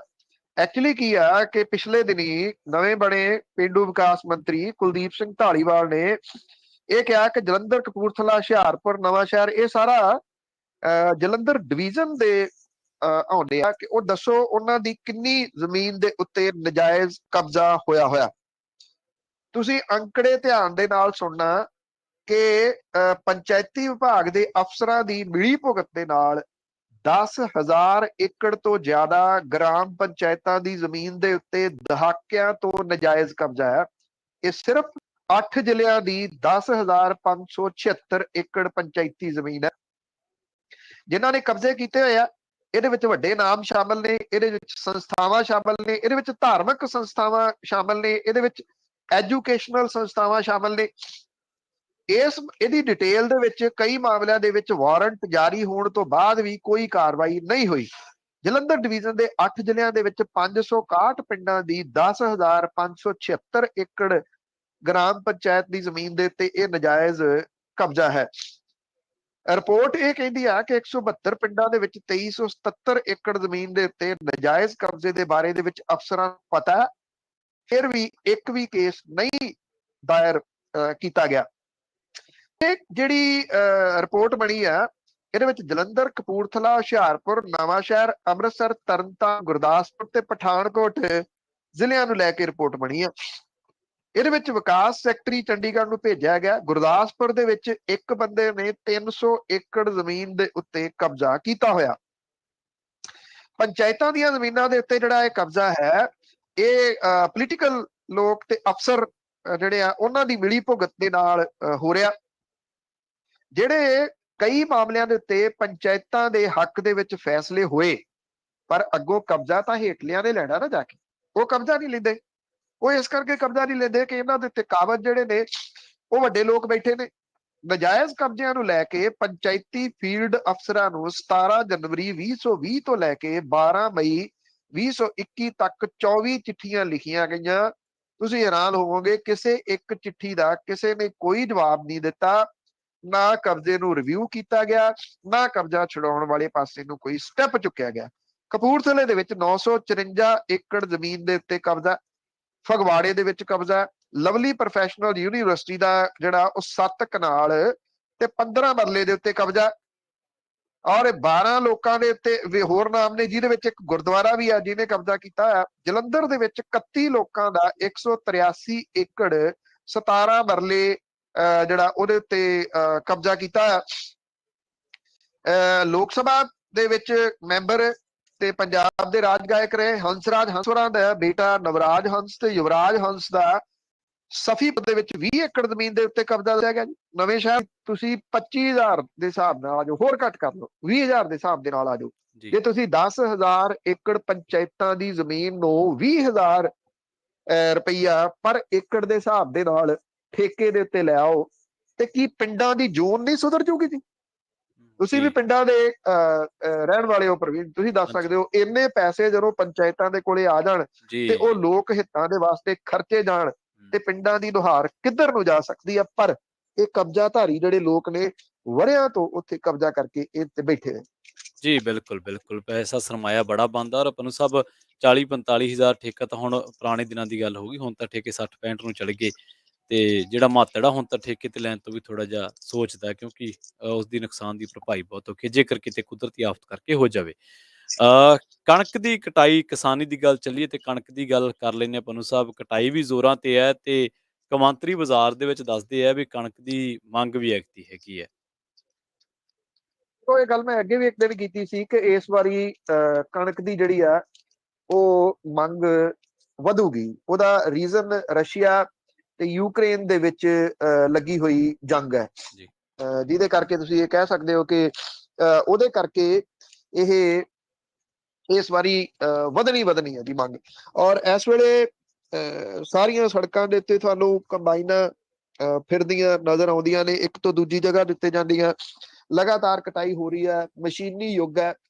ਕੁਛ ਦਿਨਾਂ ਦੇ ਵਿੱਚ ਤਕਰੀਬਨ ਲਾ ਕੇ ਚਲੋ ਜੀ ਹਫ਼ਤੇ ਤੋਂ 10 ਦਿਨਾਂ ਦੇ ਵਿੱਚ ਬਹੁਤੀ ਜਿਹੜੀ ਫਸਲ ਆ ਉਹ ਸਾਂਭੀ ਜਾਂਦੀ ਹੈ, ਕਿਉਂਕਿ ਮੌਸਮ ਦਾ ਕੋਈ ਪਤਾ ਨਹੀਂ ਹੁੰਦਾ ਤੇ ਉਹਨੇ ਕਦੋਂ ਕਰਵਟ ਬਦਲ ਲੈਣੀ ਆ, ਇਸ ਕਰਕੇ ਤੇਜ਼ੀ ਦੇ ਨਾਲ ਕਟਾਈ ਹੁੰਦੀ ਆ।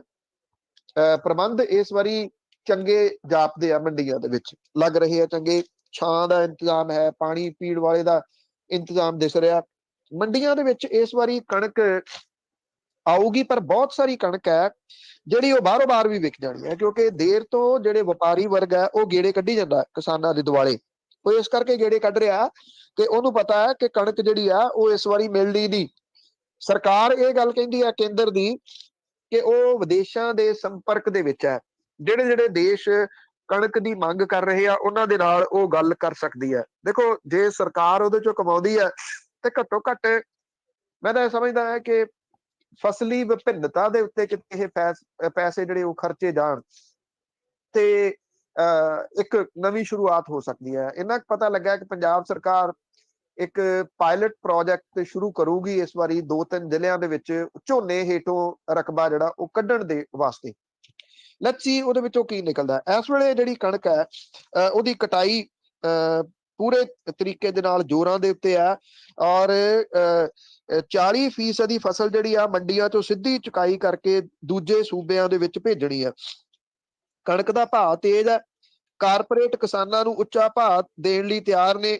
ਸਰਦੇ ਪੁੱਜਦੇ ਕਿਸਾਨ ਇਸ ਵਾਰੀ ਕਣਕ ਇਕੱਠੀ ਵੀ ਕਰਕੇ ਰੱਖ ਸਕਦੇ ਆ। ਜੇ ਕਿਸਾਨ ਕਿਤੇ ਇਸ ਪਾਸੇ ਵੱਲ ਨੂੰ ਸੋਚਣ ਲੱਗ ਜਾਂਦਾ, ਥੋੜੀ ਫਸਲ ਨੂੰ ਜਿਹੜਾ ਉਹ ਜਿਹੜੇ ਵੱਡੇ ਕਿਸਾਨ ਨੇ ਚਲੋ ਸੰਭਾਲ ਲੈਂਦੇ ਨੇ, ਤੇ ਉਹਦੇ ਨਾਲ ਵੀ ਜਿਹੜਾ ਉਹ ਫਰਕ ਪੈ ਸਕਦਾ ਕਿਸਾਨਾਂ ਦੀ ਕਮਾਈ ਦੇ ਵਿੱਚ। ਕਿਸਾਨ ਦੀ ਕਮਾਈ ਕਿਸੇ ਵੀ ਤਰੀਕੇ ਨਾਲ ਵਧਣੀ ਚਾਹੀਦੀ ਹੈ। ਜੇ ਰੇਟ ਵਿਸ਼ਵ ਪੱਧਰ ਦੇ ਉੱਤੇ ਵੱਧਦੇ ਆ ਤੇ ਉਹ ਕਿਸਾਨ ਕੋਲੇ ਪਹੁੰਚਣੇ ਚਾਹੀਦੇ ਆ। ਸਾਰੇ ਵਪਾਰੀ ਵਰਗ ਦੀਆਂ ਜੇਬਾਂ ਦੇ ਵਿੱਚ ਜਿਹੜਾ ਉਹ ਨਾ ਪੈ ਜਾਣ। ਖੜੀਆਂ ਫਸਲਾਂ ਦੇ ਇਸ ਵਾਰੀ ਸੌਦੇ ਹੋ ਰਹੇ ਆ। ਮੈਂ ਆਪਣੇ ਪਹਿਲੀ ਵਾਰੀ ਜਿਹੜਾ ਜੀ ਉਹ ਲਾਈਫ ਦੇ ਵਿੱਚ ਇਹ ਦੇਖ ਰਿਹਾ ਕਿ 50 ਏਕੜ ਹੈ, 60 ਏਕੜ ਹੈ, 100 ਏਕੜ ਹੈ। ਖੜੀ ਬੋਲੋ ਕੀ ਇਹਦਾ ਲਓਗੇ। ਜਿਹੜਾ ਕਣਕ ਦਾ ਭਾਅ ਮਿੱਥਿਆ ਹੋਇਆ ਕੇਂਦਰ ਦੀ ਸਰਕਾਰ ਨੇ, ਉਹਦੇ 200, 250, 300 ਰੁਪਏ ਪਰ ਕੁਇੰਟਲ ਦੇ ਹਿਸਾਬ ਦੇ ਨਾਲ ਉੱਪਰ ਦੇ ਕੇ ਵਪਾਰੀ ਵਰਗ ਜਿਹੜਾ ਉਹ ਇਹਨਾਂ ਇਸ ਕਣਕ ਨੂੰ ਖਰੀਦਣ ਦੇ ਵਾਸਤੇ ਇਸ ਵਾਰੀ ਜਿਹੜਾ ਉਹ ਤਿਆਰ ਹੈ। ਕਿਸਾਨ ਦੀ ਪਹਿਲੀ ਵਾਰੀ ਲੱਗ ਰਿਹਾ ਕਿ ਉਹਨੂੰ ਉਹ ਲਫ਼ਜ਼ ਨਹੀਂ ਵਰਤਣਾ ਪਊਗਾ ਕਿ ਮੰਡੀ ਦੇ ਵਿੱਚ ਕਣਕ ਸੁੱਟਣ ਗਏ ਆ। ਸੁੱਟਣ ਵਾਲੀ ਗੱਲ ਕੋਈ ਨਹੀਂ, ਇਸ ਵਾਰੀ ਤਾਂ ਕਣਕ ਬੋਚਣ ਵਾਲੀ ਜਿਹੜੀ ਗੱਲ ਹੈ ਜੀ ਉਹ ਹੋਈ ਪਈ। ਜੀ ਬਿਲਕੁਲ। ਤਾਂ ਜਾਂਦਿਆਂ ਦੀ ਗੱਲ ਕਰ ਲਈਏ ਪੰਨੂ ਸਾਹਿਬ, ਕਾਂਗਰਸ ਦੀ ਦੱਸਦੇ ਆ ਵੀ ਗੁਜਰਾਤ ਦੇ ਵਿੱਚ ਹੁਣ ਕਾਂਗਰਸ ਦੀ ਬੇੜੀ ਬੰਨੇ ਲਾਉਣ ਦੇ ਲਈ ਪ੍ਰਸ਼ਾਂਤ ਕਿਸ਼ੋਰ ਨੇ ਆਪਦੀਆਂ ਟੀਮਾਂ ਸਰਗਰਮ ਕੀਤੀਆਂ। ਕੀ ਲੱਗਦਾ ਹੈ, ਆਊਟਪੁੱਟ ਨਿਕਲੇਗੀ ਜਾਂ ਫਿਰ ਯੂਪੀ ਵਾਲਾ ਹੀ ਕੰਮ ਹੋਊਗਾ? ਦੇਖੋ, ਕਾਂਗਰਸ ਨੂੰ ਮੇਰਾ ਖਿਆਲ ਪੀਕੇ ਦੇ ਨਾਲੋਂ ਜਿਹੜਾ ਜੀ ਉਹ ਇਸ ਵੇਲੇ ਹਾਈ ਕਮਾਂਡ ਦੀ ਜ਼ਰੂਰਤ ਹੈ। ਜੇ ਤਾਂ ਕਾਂਗਰਸ ਨੇ ਰਹਿਣਾ ਉਹੀ ਉੱਥੇ ਗਾਂਧੀ ਪਰਿਵਾਰ ਦੇ ਆਲੇ ਦੁਆਲੇ, ਫਿਰ ਤਾਂ ਇਹਦੇ ਵਿੱਚੋਂ ਕੁਝ ਬਹੁਤਾ ਨਿਕਲਣ ਦੇ ਚਾਂਸ ਹੈ ਨਹੀਂ ਗੇ। ਪਰ ਕਿਉਂਕਿ ਕਾਂਗਰਸ ਹੌਲੀ ਹੌਲੀ ਕਰਕੇ ਨੈਨੋ ਕਾਂਗਰਸ ਬਣਦੀ ਤੁਰੀ ਜਾ ਰਹੀ ਹੈ, ਛੋਟੀ ਤੋਂ ਛੋਟੀ ਸੁੰਗੜਦੀ ਤੁਰੀ ਜਾ ਰਹੀ ਹੈ। ਕਾਂਗਰਸੀ ਆਗੂਆਂ ਨੇ ਸਿੱਖਿਆ ਕੱਖ ਨੀਗਾ। ਆ ਪੰਜਾਬ ਦੀ ਗੱਲ ਆਪਾਂ ਕਰਕੇ ਹਟੇ ਆ, ਹਰਿਆਣੇ ਦੀ ਗੱਲ ਕਰ ਲਓ, ਹਿਮਾਚਲ ਦੀ ਗੱਲ ਕਰ ਲਓ, ਚਾਹੇ ਉੱਤਰ ਪ੍ਰਦੇਸ਼ ਦੇ ਵਿੱਚ ਤਾਂ ਬਹੁਤੇ ਮੰਦੇ ਹਾਲਾਤਾਂ ਦੇ ਵਿੱਚ ਚਲੇਗੀ, ਪੱਛਮੀ ਬੰਗਾਲ ਦੇ ਵਿੱਚ ਉਹੀ ਸਫਾ ਚੱਟ ਹੋ ਗਈ, ਕੱਖ ਵੀ ਨਹੀਂ ਉੱਥੋਂ ਲੱਭਿਆ। ਹੁਣ ਗੁਜਰਾਤ ਦੇ ਵਿੱਚ ਦੇਖੋ ਐਂਟੀ ਇਨਕੰਬੈਂਸੀ ਤਾਂ ਸਿਰ ਚੜ ਕੇ ਬੋਲ ਰਹੀ ਹੈ ਉੱਥੇ। ਔਰ ਪਿਛਲੇ ਦਿਨੀ ਮੈਂ ਕੈਗ ਦੀ ਰਿਪੋਰਟ ਪੜ੍ਹ ਰਿਹਾ ਸੀਗਾ, ਉਹ ਕੈਗ ਦੀ ਰਿਪੋਰਟ ਕਹਿੰਦੀ ਆ ਕਿ ਗੁਜਰਾਤ ਨੂੰ ਬੁਰੇ ਤਰੀਕੇ ਦੇ ਨਾਲ ਕਰਜ਼ੇ ਦੇ ਹੇਠ ਫਸਾਤਾ ਭਾਜਪਾ ਨੇ। ਉਹ ਮੈਨੇਜ ਕਰ ਲਈ ਗਈ ਖਬਰ, ਬਾਹਰ ਨਹੀਂ ਨਿਕਲਣ ਦਿੱਤੀ। 3 ਲੱਖ ਕਰੋੜ ਰੁਪਏ ਦੇ ਕਰਜ਼ੇ ਹੇਠ ਆ ਗਿਆ ਗੁਜਰਾਤ। ਇਹ ਚੀਜ਼ਾਂ ਜਦੋਂ ਬਾਹਰ ਨਿਕਲਣਗੀਆਂ, ਕਿਉਂਕਿ ਆਮ ਆਦਮੀ ਪਾਰਟੀ ਵੀ ਆਪਣਾ ਜ਼ੋਰ ਲਾ ਰਹੀ ਆ ਉੱਥੇ ਗੁਜਰਾਤ ਦੇ ਵਿੱਚ ਪੈਰ ਪਸਾਰਨ ਦੇ ਯਤਨਾਂ ਦੇ ਵਿੱਚ, ਉਹਨੂੰ ਇਹ ਲੱਗਦਾ ਕਿ ਉਹ ਕਾਂਗਰਸ ਦੀ ਜਗ੍ਹਾ ਲੈ ਸਕਦੀ ਹੈ। ਪ੍ਰਸ਼ਾਂਤ ਕਿਸ਼ੋਰ ਕਾਂਗਰਸ ਦੇ ਵਿੱਚ ਸ਼ਾਮਲ ਹੋਊਗਾ ਜਾਂ ਬਾਹਰੋਂ ਤੌਰ ਦੇ ਉੱਤੇ ਇਹਦੀ ਸਾਰੀ ਕਮਾਂਡ ਸੰਭਾਲੂਗਾ, ਅਜੇ ਕੁਝ ਨਹੀਂ ਪਤਾ। ਉਹਦੇ ਵਾਸਤੇ ਪ੍ਰਸ਼ਾਂਤ ਕਿਸ਼ੋਰ ਨੇ ਇਹ ਗੱਲ ਕਹੀ ਸੀਗੀ ਪੱਛਮੀ ਬੰਗਾਲ ਦੀਆਂ ਚੋਣਾਂ ਲੜਨ ਤੋਂ ਬਾਅਦ ਵੀ ਮੇਰੀ ਤੌਬਾ, ਮੈਂ ਹੁਣ ਕੋਈ ਰਣਨੀਤੀ ਨਹੀਂ ਅੱਗੋਂ ਬਣਾਉਣੀ। ਪਰ ਇਹ ਸਭ ਨੂੰ ਪਤਾ ਸੀਗਾ ਕਿ ਜਿਹੜਾ ਕਰੋੜਾਂ ਰੁਪਏ ਜਿਹੜਾ ਉਹ ਕਮਾਉਂਦਾ ਇਸ ਰਣਨੀਤੀ ਤੋਂ, ਉਹ ਕਿਵੇਂ ਇਸ ਕੰਮ ਨੂੰ ਛੱਡ ਸਕਦਾ। ਹਾਂ, ਉਹ ਹੱਥ ਉੱਥੇ ਜਾ ਕੇ ਪਾਉਂਦਾ ਜਿੱਥੇ ਉਹਨੂੰ ਦੀਦਾ ਹੋਵੇ ਕਿ ਜਿੱਤ ਸਕਦੀ ਆ। ਉਹਨੇ ਪੰਜਾਬ ਦੇ ਵਿੱਚ ਹੱਥ ਪਾ ਕੇ ਛੱਡ ਦਿੱਤਾ ਸੀ, ਇਸ ਕਰਕੇ ਪਾ ਕੇ ਛੱਡਤਾ ਸੀ ਕਿ ਉਹਨੂੰ ਪਤਾ ਲੱਗ ਗਿਆ ਸੀ ਕਿ ਜਿਹੜੇ 17 ਦੇ ਵਿੱਚ ਮੈਂ ਵਾਅਦੇ ਕਰਕੇ ਗਿਆ ਸੀ ਲੋਕਾਂ ਨੂੰ, ਉਹ ਡ੍ਰੀਮ ਸੈਲਰ ਹੈ, ਕਿ ਉਹ ਕਿਸੇ ਜਗ੍ਹਾ ਦੇ ਉੱਤੇ ਪੂਰੇ ਨਹੀਂ ਹੋਏ ਤੇ ਲੋਕਾਂ ਨੇ ਇਸ ਵਾਰੀ ਕਾਂਗਰਸ ਨੂੰ ਵੋਟਾਂ ਨਹੀਂ ਪਾਉਣੀਆਂ। ਉਹਨੂੰ ਕਿਤੇ ਨਾ ਕਿਤੇ ਲੱਗਦਾ ਹੋ ਸਕਦਾ ਕਿ ਗੁਜਰਾਤ ਦੇ ਵਿੱਚ ਐਂਟੀ ਇਨਕੰਬੈਂਸੀ ਹੈ ਤੇ ਕਾਂਗਰਸ ਉੱਥੇ ਕਾਬਜ ਹੋ ਸਕਦੀ ਹੈ ਸੰਭਾਵੀ ਰੂਪ ਦੇ ਵਿੱਚ। ਇਸ ਕਰਕੇ ਉਹਨੇ ਹੁਣ ਰਣਨੀਤੀ ਜਿਹੜੀ ਆ ਉਹ ਤਲਾਸ਼ਣੀ ਸ਼ੁਰੂ ਕੀਤੀ ਆ।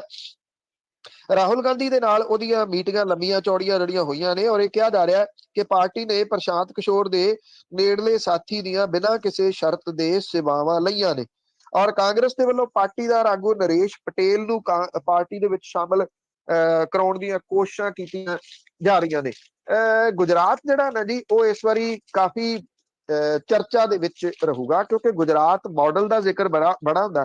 ਤੇ ਇਹ ਜਿਹੜੇ ਮਾਡਲ ਦੀ ਮੈਂ ਤੁਹਾਨੂੰ ਗੱਲ ਕੀਤੀ ਆ ਵੀ 3 ਲੱਖ ਕਰੋੜ ਰੁਪਏ ਦੇ ਕਰਜ਼ੇ ਦੇ ਹੇਠ ਉਹ ਦੱਬ ਦਿੱਤਾ, ਤੇ ਇਹ ਮਾਡਲ ਦੇ ਵਿੱਚੋਂ ਕੀ ਕੁਝ ਜਿਹੜਾ ਉਹ ਨਿਕਲਣਾ ਉਹ ਆਪਣੇ ਸਭ ਦੇ ਸਾਹਮਣੇ ਆ। ਜ਼ੋਰ ਲੱਗਣਾ ਸ਼ੁਰੂ ਹੋ ਗਿਆ, ਜ਼ੋਰ ਤਾਂ ਹਿਮਾਚਲ ਦੇ ਵਿੱਚ ਵੀ ਲੱਗਣਾ ਸ਼ੁਰੂ ਹੋ ਗਿਆ, ਜ਼ੋਰ ਤਾਂ ਹਰਿਆਣੇ ਦੇ ਵਿੱਚ ਵੀ ਲੱਗਣਾ ਸ਼ੁਰੂ ਹੋ ਗਿਆ। ਹਾਲਾਂਕਿ ਹਰਿਆਣੇ ਵਾਲੀ ਚੋਣ ਅਜੇ ਲੇਟ ਹੈ, ਲੇਟ ਤਾਂ ਗੁਜਰਾਤ ਵਾਲੀ ਵੀ ਹੈ, ਪਰ ਇਹ ਕਿਹਾ ਜਾ ਰਿਹਾ ਕਿ ਸ਼ਾਇਦ ਜਿਹੜੇ ਗੁਜਰਾਤ ਦੀ ਚੋਣ ਹੈ ਉਹ ਹਿਮਾਚਲ ਦੀਆਂ ਚੋਣਾਂ ਦੇ ਨਾਲ ਕਰਵਾਈ ਜਾ ਸਕਦੀ ਹੈ ਸੰਭਾਵੀ ਰੂਪ ਦੇ ਵਿੱਚ। ਔਰ ਇਹ ਵੀ ਪਤਾ ਲੱਗ ਰਿਹਾ ਕਿ ਹਿਮਾਚਲ ਦੇ ਵਿੱਚ ਵੀ ਕੁਝ ਚੇਂਜਸ ਜਿਹੜੀਆਂ ਨੇ ਉਹ ਭਾਰਤੀ ਜਨਤਾ ਪਾਰਟੀ ਕਰ ਸਕਦੀ ਹੈ। ਇਹ ਮੁੱਖ ਮੰਤਰੀ ਦੇ ਅਹੁਦੇ ਦੇ ਵਿੱਚ ਵੀ ਚੇਂਜਸ ਹੋ ਸਕਦੀਆਂ। ਜੀ ਬਿਲਕੁਲ ਪਨੂ ਸਾਹਿਬ, ਤੁਸੀਂ ਗੁਜਰਾਤ ਮਾਡਲ ਬਾਰੇ ਦੱਸਿਆ, ਪਰ ਗੁਜਰਾਤ ਮਾਡਲ 2014 ਦੇ ਵਿੱਚ ਕਾਂਗਰਸ ਨੂੰ ਤੇ ਉਸ ਤੋਂ ਬਾਅਦ ਲੋਕਾਂ ਨੂੰ ਕਾਫੀ ਮਹਿੰਗਾ ਪਿਆ। ਗੁਜਰਾਤ ਮਾਡਲ ਦਿਖਾ ਕੇ ਹੀ ਵੋਟਾਂ ਲਈਆਂ ਗਈਆਂ, ਜਿਹੜੀ ਕਿ ਅੱਜ ਮੋਦੀ ਸਾਹਿਬ ਪ੍ਰਧਾਨ ਮੰਤਰੀ ਦੂਜੀ ਵਾਰ ਬਣ ਗਏ ਨੇ। ਪਨੂ ਸਾਹਿਬ, ਬਹੁਤ ਬਹੁਤ ਧੰਨਵਾਦ ਤੁਹਾਡਾ ਸਾਡੇ ਨਾਲ ਜੁੜਨ ਦੇ ਲਈ ਤੇ ਜਾਣਕਾਰੀਆਂ ਦੇ ਲਈ। ਥੈਂਕ ਯੂ ਪ੍ਰਵੀਨ, ਬਹੁਤ ਮਿਹਰਬਾਨੀ, ਥੈਂਕ ਯੂ ਜੀ।